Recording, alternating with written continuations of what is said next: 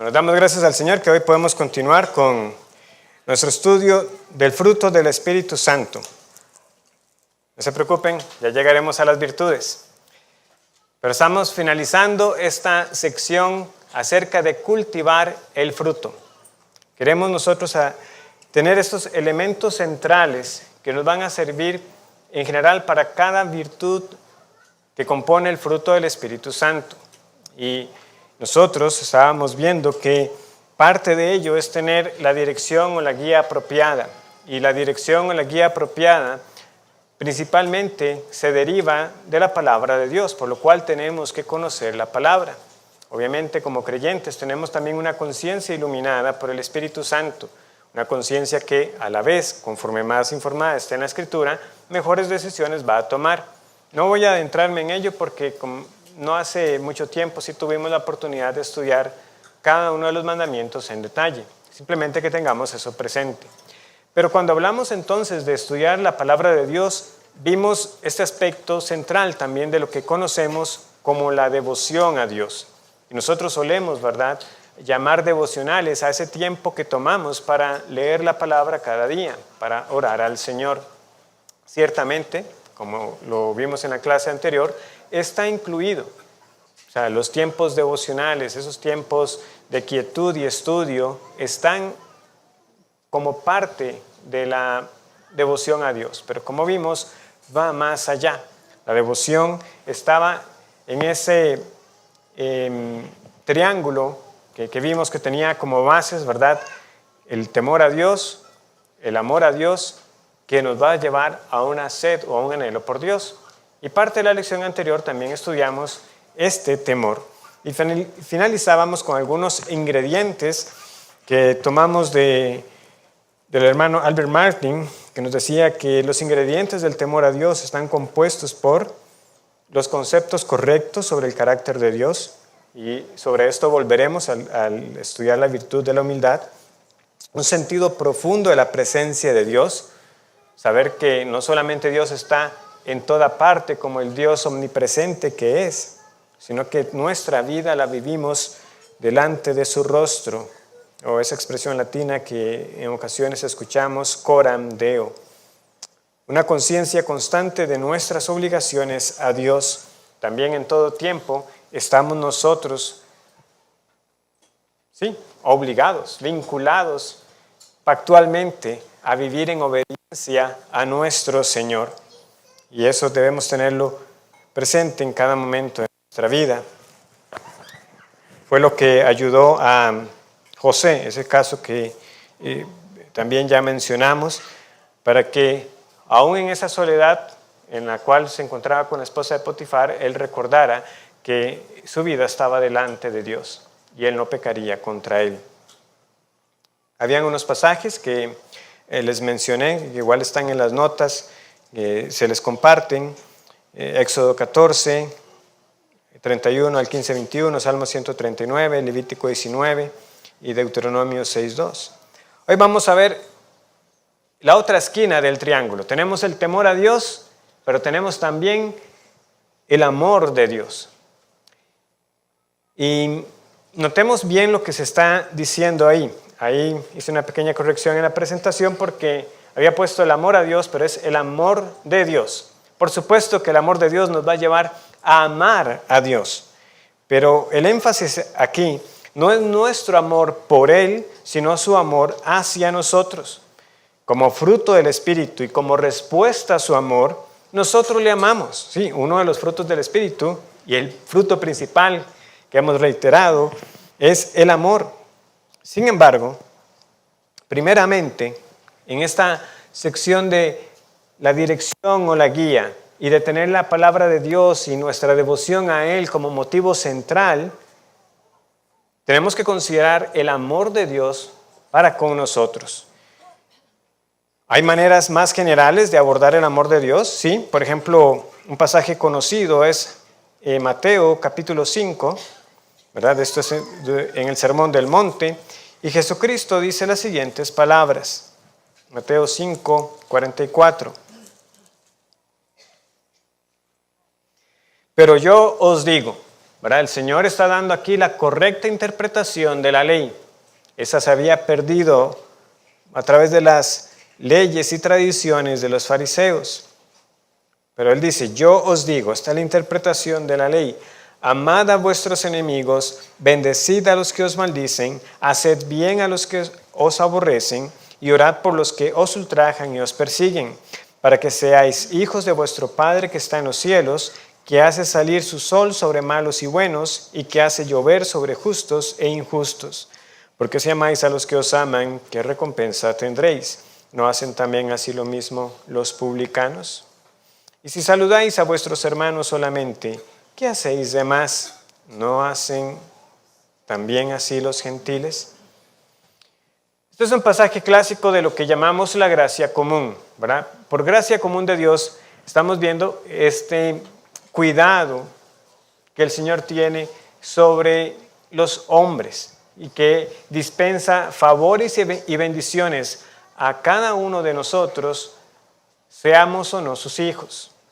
El Señor hace, ¿verdad?, salir su sol sobre malos y buenos y hace llover sobre justos e injustos. Es un aspecto general del amor de Dios y por eso usualmente se le llama así, de gracia común.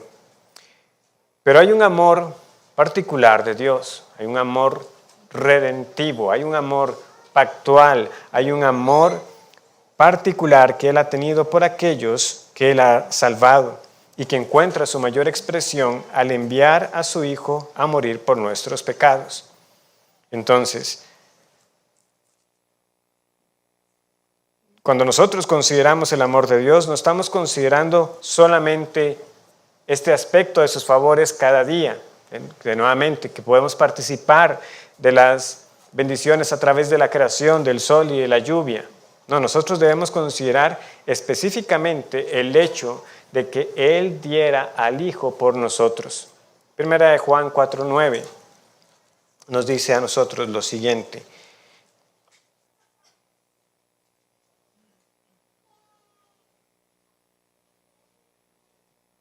Primera de Juan 4:9. En esto se mostró el amor de Dios para con nosotros, en que Dios envió a su Hijo unigénito al mundo para que vivamos por Él. En esto consiste el amor, no en que nosotros hayamos amado a Dios, sino en que Él nos amó a nosotros y envió a su Hijo en propiciación por nuestros pecados. Sí, este amor específico, este amor redentor del que estamos leyendo aquí, no tiene sentido fuera del Calvario. Y el Calvario no tendría sentido si no fuera por la santa y justa ira de Dios. ¿Por qué Jesús vino a morir por nuestros pecados? Porque había una demanda de justicia que tenía que ser satisfecha. La palabra propiciación podemos entenderla como aplacar la ira. Había una ira justa por nuestros pecados. La justicia y la santidad de Dios así lo demanda. Y precisamente Juan por eso está resaltando aquí que en esto se mostró el amor. No en que nosotros hayamos amado a Dios. El amor de Dios al salvarnos no fue su respuesta por nuestro amor a Él. Es que de hecho no lo amábamos. Y más bien cuando éramos enemigos, que siendo aún pecadores, Cristo murió por nosotros. ¿Recuerdan también esa sección ¿verdad?, conocida de Romanos 5? ¿Verdad? Si acaso va a morir alguien por algún justo, por algún bueno, pero nuevamente en esto se vio el amor, en que siendo aún pecadores, Cristo murió por nosotros. El Padre dio al Hijo. Ya Juan también en 1 Juan 3 ha estallado en júbilo, en admiración al considerar el amor de Dios. ¿En cómo? En el hecho de la adopción, en que seamos llamados hijos de Dios. No éramos hijos, Dios nos hizo hijos. No nos amó por ser sus hijos, sino que nos amó y nos hizo sus hijos. Esas son las distinciones que debemos tener siempre presentes. Porque lo que sucedió ahí en la cruz no fue simplemente un ejemplo o para que tuviéramos un propósito en esta vida temporal, a una paz superficial. Nosotros estábamos ajenos a los pactos, a las promesas del pacto. Estábamos constituidos como enemigos de Dios y el castigo eterno era lo que nos correspondía. ¿Y por qué no es así? Nuevamente, porque Dios envió a su Hijo. En la cruz tuvo lugar la expiación y la propiciación, es decir, un sustituto apaciguó la ira contra nosotros y recibió el castigo en nuestro lugar. Como resultado de esta obra del Señor, entonces, como hemos visto, los que eran enemigos ahora han sido reconciliados. Los que no eran hijos ahora son hijos de Dios. Éramos hijos del diablo, ahora somos hijos de Dios. Estábamos fuera del reino, ahora somos herederos del reino y coherederos con Cristo. Esto es lo que está abarcado cuando hablamos del amor de Dios. Y ustedes saben que con frecuencia yo enfatizo que debemos rescatar, aunque la frase pueda sonar trillada, sigue siendo sumamente profunda. Pero sí, Dios es amor. Y usualmente esto no está presente en las personas cuando hablan de que Dios es amor. A veces lo tratan de manera tan superficial y tan general que se parece más a esa gracia común que estábamos leyendo en Mateo 5, 44 y 45, que Dios hace llover sobre los malos y los buenos y hace llover sobre justos e injustos. Sí, Dios es amor. No, esto es que Dios es amor. No estaba en ninguna obligación y usted nada de esto merecía. Pero usted ve la obra de Cristo en la cruz, ve su maldad y solamente puede ser llevado a la fe y al arrepentimiento y reconocer que si no fuera por que Dios dio al Hijo, usted no podría estar en una relación con este Dios santo. Por eso es que Jerry Bridges en su momento enfatizaba ese aspecto. Tenemos que ver que el amor de Dios es personal. No solamente es el hecho de que tenemos que distinguir lo que es esta gracia común con el amor particular redentor de Dios, es el hecho también de que no lo veamos tan general como el hecho de que, por ejemplo, tomar un Juan 3:16, ¿verdad? Porque de tal manera amó Dios al mundo que dio a su Hijo unigénito para que todo aquel que crea en Él no se pierda, mas tenga vida eterna. Y decir, bueno, yo soy parte del mundo, por tanto Dios me ama. Y el autor dice, yo por algunos años pensaba de esa manera. Y nosotros a veces también pudiéramos pensar así, bueno, Dios me ama como ha amado a muchos otros, a los que ha reunido aquí en la iglesia, pero no, es el hecho de que Dios me amó a mí. Son dos aspectos, dos aristas que nunca debemos perder. Sí, el Señor nos salva para ser parte de un cuerpo local, hacer discípulos, ¿verdad? Para que guarden todas las cosas que os he enseñado. Esto se da en el contexto de la iglesia. El cristianismo no es individual, no se vive como un llanero solitario, pero a la vez que enfatizamos el aspecto corporativo, comunitario, no olvidamos la parte particular, personal. Dios me ama, a mí. ¿Cuántas veces reflexionamos de esa manera? Cristo murió por mí. Dios me conoció de antemano, por nombre, particularmente. Cada vaso de honra, cada vaso de misericordia, la conoce íntimamente. E intencionalmente con ese propósito inescrutable que Él tuvo, pero Él me quiso salvar.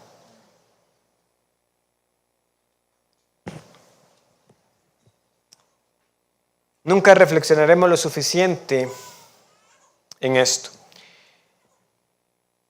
Pablo podía decir, ¿verdad? En 1 Timoteo 1:15, que palabra digna de ser recibida es esta, que Cristo Jesús vino a salvar al mundo, a los pecadores.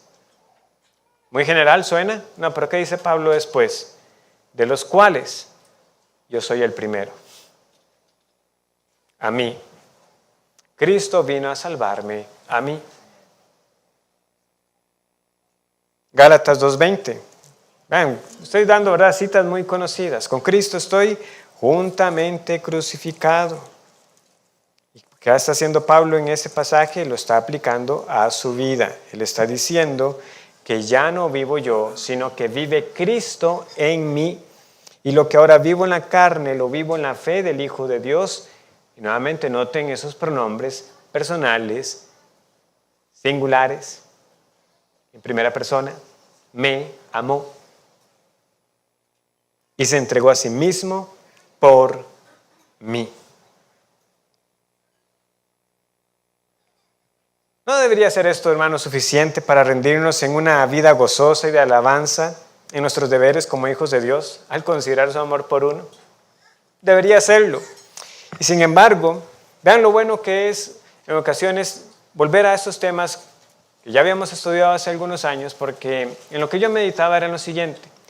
No hace muchos meses tuvimos nosotros la oportunidad de estudiar este hermoso capítulo de Romanos 8, que algunos consideran, ¿verdad?, pues el capítulo más excelso del Nuevo Testamento. E hicimos ese viaje. Fuimos escalando poco a poco, a través de 24 sermones, hasta llegar a la cúspide. Y es aquí donde nosotros debemos examinarnos y dejar que la familiaridad con estos textos no sea un impedimento para que nuestros corazones sean inflamados con frecuencia, de que el amor de Dios es así, particular, redentor, personal. Él conoció de antemano, a los que antes conoció, sí, es un grupo, pero tú estabas en ese grupo si eres del Señor. Él te quiso escoger desde antes de la fundación del mundo. Y como les decía, lo que reflexiono es esto. Llegamos a ese final. Y sé que muchos de los que estuvieron esa noche pudimos decir, bueno, gracias al Señor, qué bendición fue haber estudiado ese pasaje. Y haber llegado a esa cima tan sobrecogedora. Y sin embargo caer en cuenta días después o semanas después, que yo tengo que seguir luchando de nuevo con la indiferencia, con mi pecado.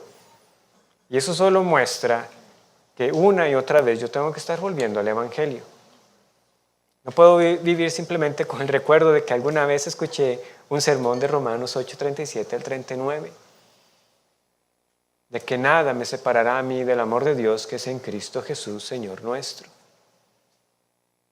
¿Puede usted pensar en eso? En especial los que estuvieron.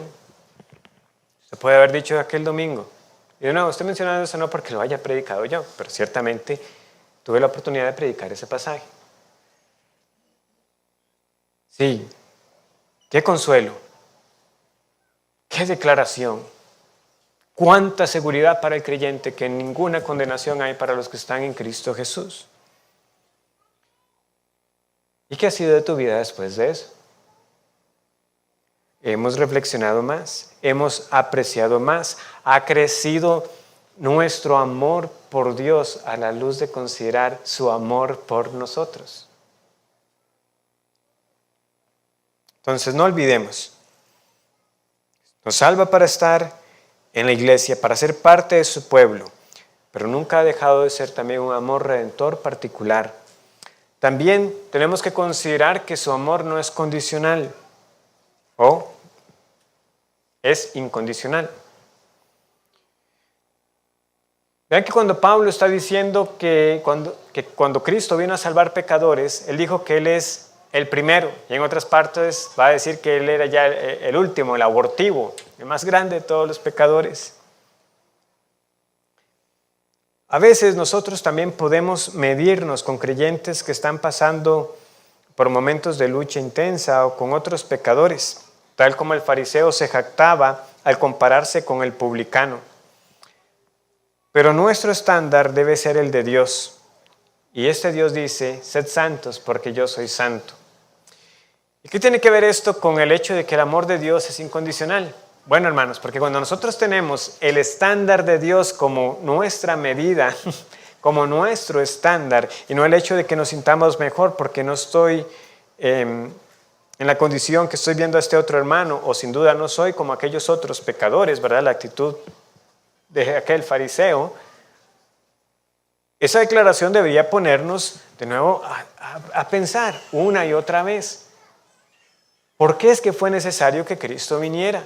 Porque si fuera por ese estándar divino de santidad, nosotros nunca podríamos presentarnos delante de Dios, sino que, como escribe Pablo a los Efesios, nosotros somos aceptos en el amado.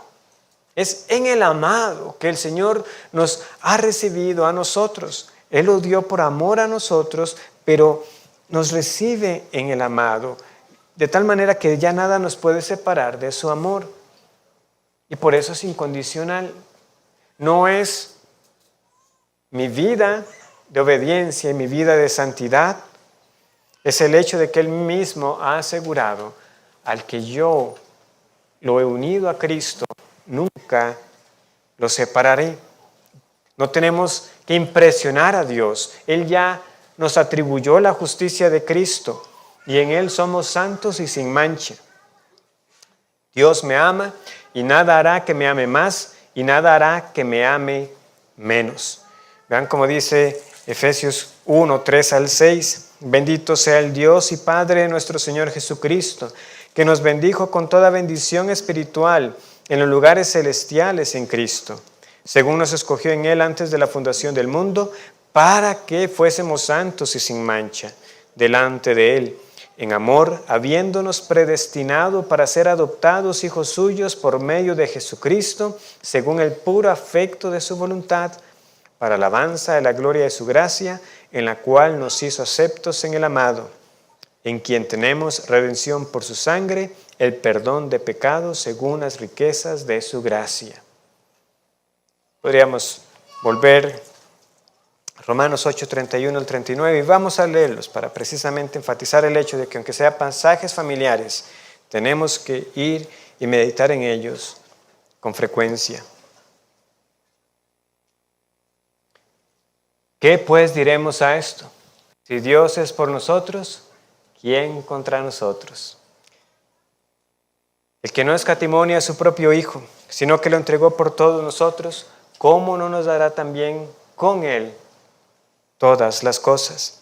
¿Quién acusará a los escogidos de Dios? Dios es el que justifica. ¿Quién es el que condenará? Cristo es el que murió, más aún el que también resucitó, el que además está a la diestra de Dios, el que también intercede por nosotros.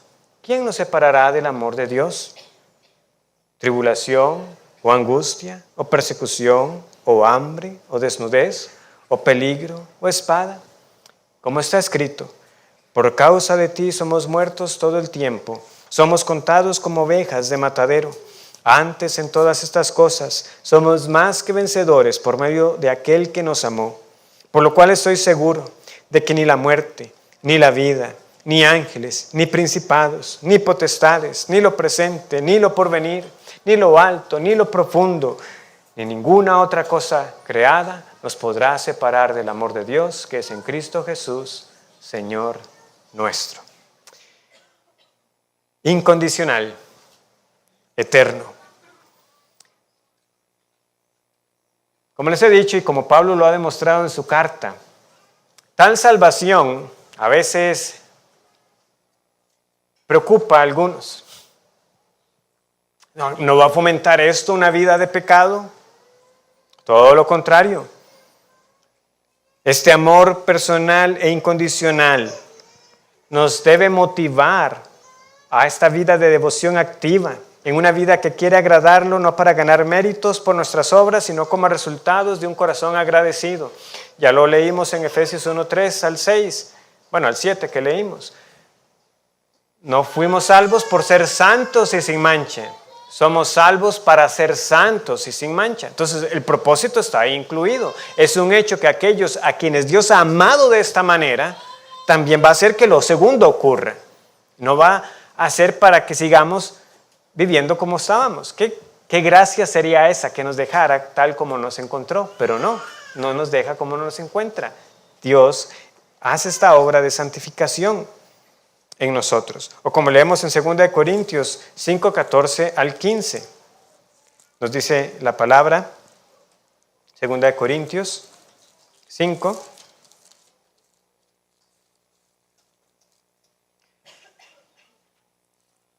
Porque el amor de Cristo nos constriñe. Pensando esto. Vean cómo está relacionado con lo que estamos viendo. O sea, pensando en esto. O sea, Pablo está pensando el amor de Cristo. Produce algo en nosotros. Nos conmueve en nuestras entrañas. Pensando esto, que si uno murió por todos, luego todos murieron. Y por todos murió propósito, para que los que viven ya no vivan para sí, sino para aquel que murió y resucitó por ellos. Si hemos conocido este amor particular redentor de Dios, nosotros ya no vivimos para nosotros mismos, vivimos para aquel que murió por nosotros.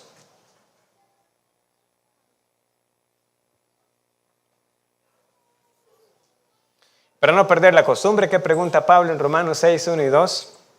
¿Qué pues diremos? ¿Perseveraremos en el pecado para que la gracia abunde?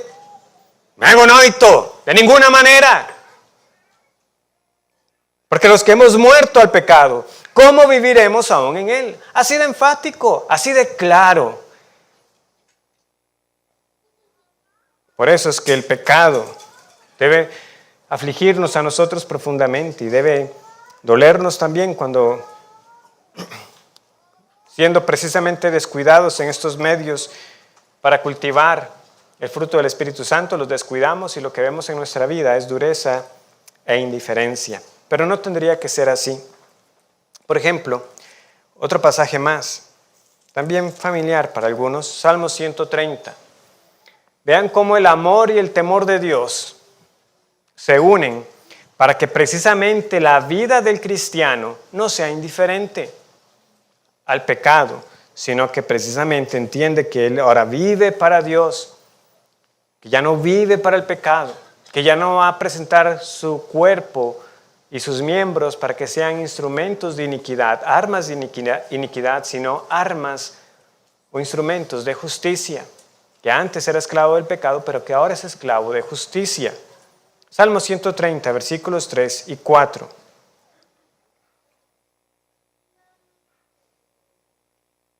Vean acá. Si mirares a los pecados, ¿quién, oh Señor, podrá mantenerse? Pero en ti hay perdón para que seas reverenciado. Hay temor, sí.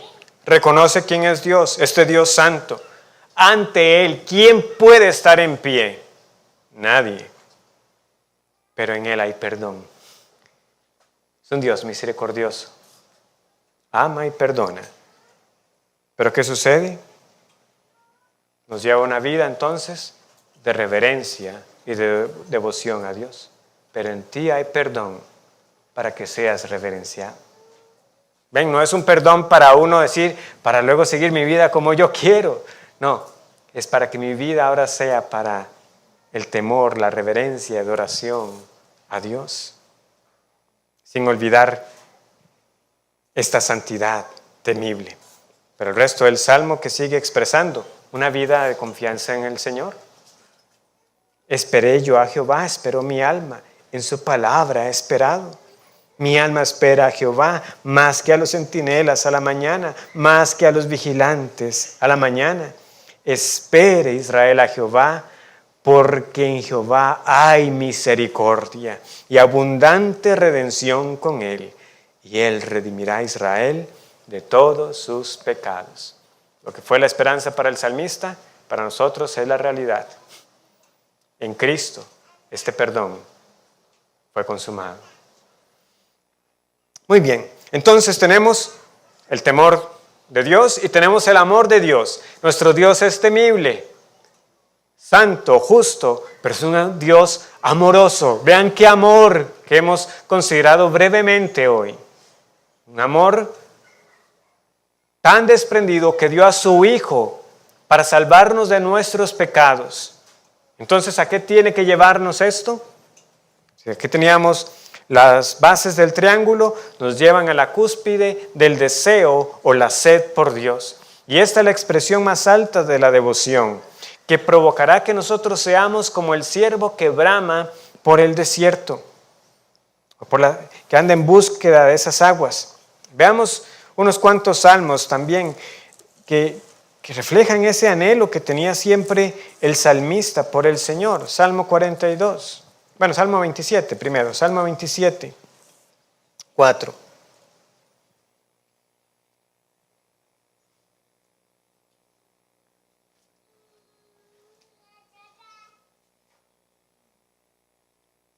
Una cosa he demandado a Jehová, esta buscaré, que esté yo en la casa de Jehová todos los días de mi vida, para contemplar la hermosura de Jehová y para inquirir en su templo.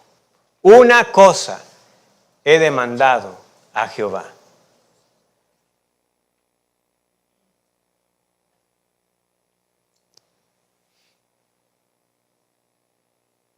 ¿Quiere usted que llegue ese domingo eterno?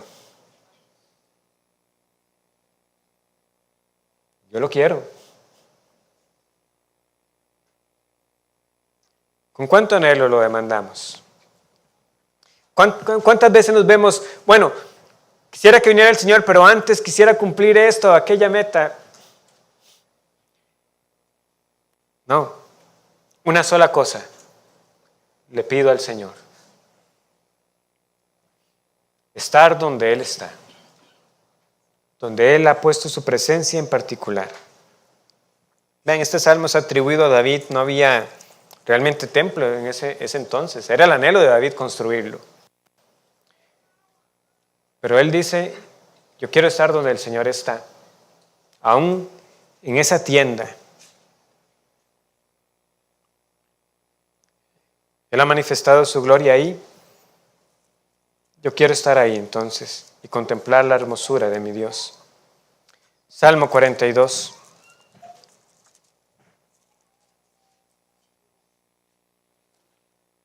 Como el ciervo brama por las corrientes de las aguas, así clama por ti, oh Dios, el alma mía. Mi alma tiene sed de Dios, del Dios vivo. ¿Cuándo vendré y me presentaré delante de Dios? Hermanos, sirva esto como un termómetro de nuestra vida espiritual. ¿Cuándo fue la última vez que usted expresó algo como esto en una oración? Yo tengo sed de Dios. Quiero conocerlo más. Quiero vivir para tu gloria. Y te pido perdón por las veces que no lo he hecho. Salmo 63, 1.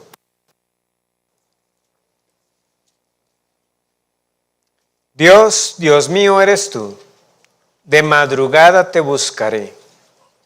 Mi alma tiene sed de ti, mi carne te anhela, en tierra seca y árida donde no hay aguas, para ver tu poder y tu gloria, así como te he mirado en el santuario, porque mejor es tu misericordia que la vida. Mis labios te alabarán. De madrugada te buscaré. Teléfono.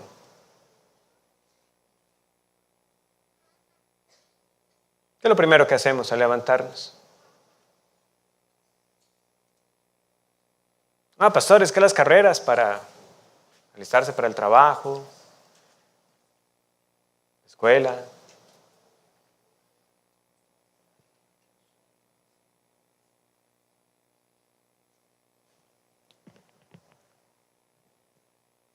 De madrugada te buscaré, mi alma tiene sed de ti.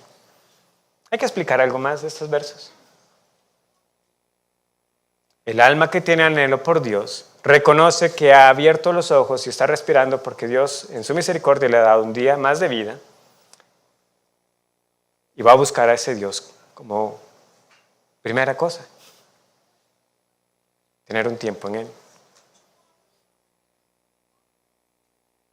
Nos podemos disponer y prepararnos para muchas cosas, para un viaje, para un paseo, dejar todo listo para el día siguiente, pero consideramos en qué momento del día es que vamos a tener ese tiempo con el Señor. Pablo Este Pablo que, como hemos dicho, ¿verdad?, consideraba este amor particular de Dios, ese amor que tuvo por él, el primero de los pecadores, no se conformó con lo que había alcanzado. ¿Cómo le escribe a los filipenses? Si vamos a su carta a los filipenses, en el capítulo 3, dice, versículo 8, ¿verdad? Él ha hablado de su vida pasada, por tiempo no vamos a ver todos esos detalles, pero él simplemente está diciendo lo que era. Era fariseo de fariseos, de la tribu de Benjamín, en cuanto a la ley fariseo, pero todo eso pérdida por amor a Cristo.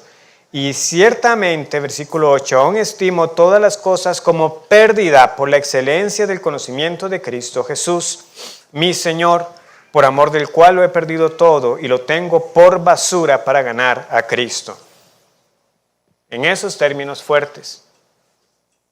Basura es un término liviano ahí más bien. Y ser hallado en él, no teniendo mi propia justicia que es por la ley, sino la que es por la fe de Cristo, la justicia que es de Dios por la fe, a fin de conocerle y el poder de su resurrección y la participación de sus padecimientos, llegando a ser semejante a él en su muerte. Pablo vio al Cristo resucitado. Pablo tenía revelación de Cristo. Y él dice que quiere conocerle. Él no está satisfecho. Versículo 12, no que lo haya alcanzado ya, ni que ya sea perfecto, sino que prosigo por ver si logro hacer aquello para lo cual fui también asido por Cristo Jesús. Hermanos, yo mismo no pretendo haberlo alcanzado ya, pero una cosa hago, olvidando ciertamente lo que queda atrás y extendiéndome a lo que está delante, prosigo a la meta, al premio del supremo llamamiento de Dios en Cristo Jesús. No he llegado, pero yo sigo con una meta clara. Tengo claro a dónde quiero llegar. Cualquier meta laboral, académica en esta vida se va a quedar corta, hermanos. No estoy diciendo nada con el hecho de que sí persiga su maestría, quiere ascender en su trabajo, pero esas siempre serán metas inferiores.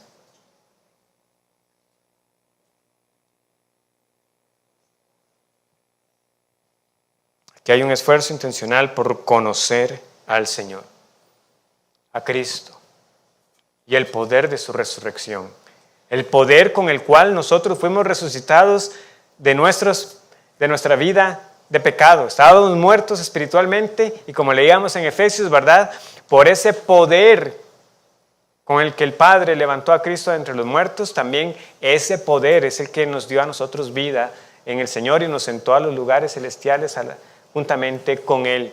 Y por eso Pablo oraba que nosotros conociéramos más cuál era ese supereminente poder que actuó en la resurrección de Cristo y que actúa también en nosotros. Por eso es que hablábamos también de la fuente de poder divino. Escribe entonces Bridges: este es el latido del piadoso. Al contemplar a Dios en la excelencia de su majestad, poder y santidad infinitos, y luego morar en las riquezas de su misericordia y gracia vertidas en el Calvario, su corazón está cautivado por aquel que lo pudo amar de tal manera. Él está satisfecho con Dios solamente, pero nunca está satisfecho con su experiencia presente de Dios. Siempre anhela más.